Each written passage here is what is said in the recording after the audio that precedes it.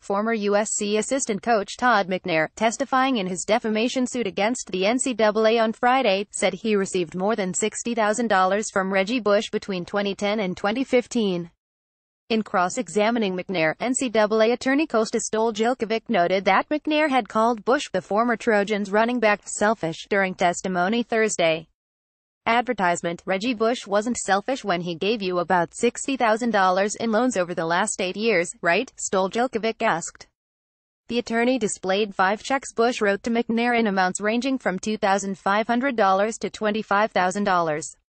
Advertisement: McNair, whose contract at USC wasn't renewed in June 2010 after the NCAA Infractions Committee sanctioned him for unethical conduct, said he didn't have to pay back Bush.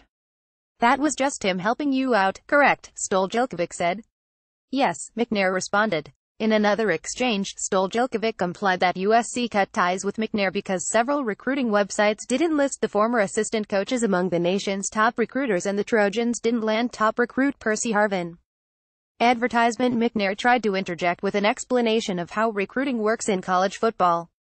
Stoljilkovic jumped between transcripts of McNair's 2 interviews with NCAA investigators and his appearance before the Infractions Committee, contrasting those answers with his testimony in this trial.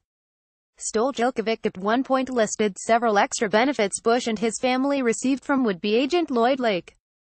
Stoljilkovic reminded McNair that he had previously stated that communication with players is important to protect them from getting into trouble.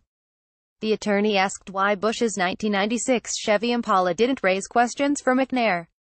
The former coach explained that he would have been concerned if Bush had arrived in a Mercedes. That Impala was trash until he got it fixed up, McNair said.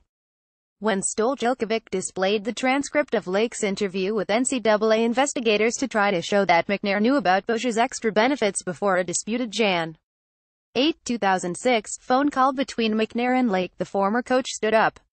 No, that's not what I'm saying, McNair said. The former coach then walked the jury through part of the transcript on a big screen television.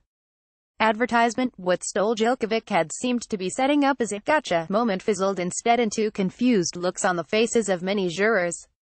The trial in Los Angeles County Superior Court will continue next week, with both sides hoping to wrap up testimony by May 11th. Nathan.Feno at LATimes.com, Twitter, @NathanFeno.